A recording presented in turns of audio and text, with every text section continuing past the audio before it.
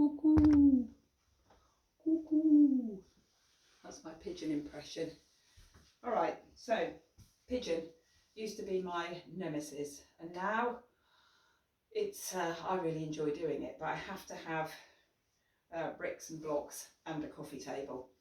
So I'm going to wiggle down to the floor. Now you can use the blocks to do, so have the blocks in the hand, so the earth is being brought up to you, and then walking forward and then bringing yourself down, because otherwise the floor's up here and you can't reach it.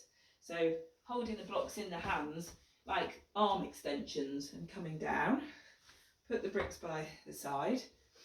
Okay, I'm going to bring, let me just move the coffee table out of the way because I'll do that in a minute. Come on to all fours. So knee to the same wrist, right knee to right wrist. And then I'm going to tuck that back foot under and start to ease it back. So lifting the top of the thigh, the front of the thigh, sorry, off, and then releasing it down and sort of inchworming it back. And make sure you're trying to keep the hips forward, forward to the front of the mat. So I've got big space in between my right butt cheek and the floor. And you can also see, I'm just going to move, that my foot, it's like my heel is tucked into my pubic bone.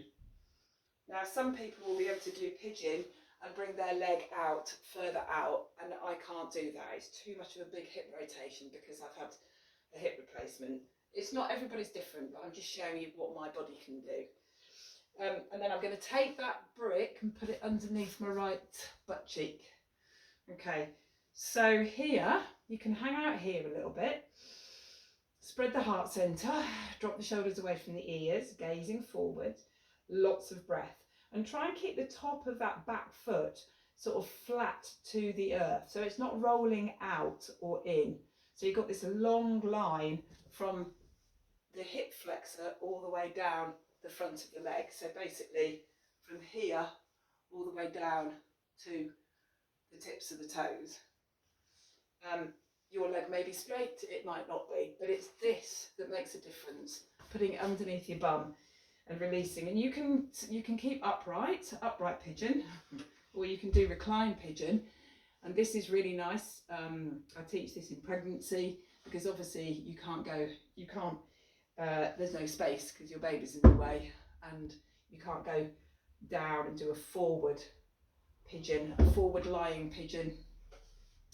So just releasing the weight into the coffee table here and holding it, for at least, if you can, it's one of those poses that as you release into it, as you breathe into it, the longer you hold it, the more the body responds. If you've got the flexibility, you can come down and come even further into full pigeon. Always using the breath, always listening to your body. And then to come out of it, I'm pressing into the earth and bringing that knee back and giving myself a little wiggle before going on to the other side. So the main thing is to use this block to fill in the space, which otherwise your hips would be sort of skewed to one side. I hope that is helpful.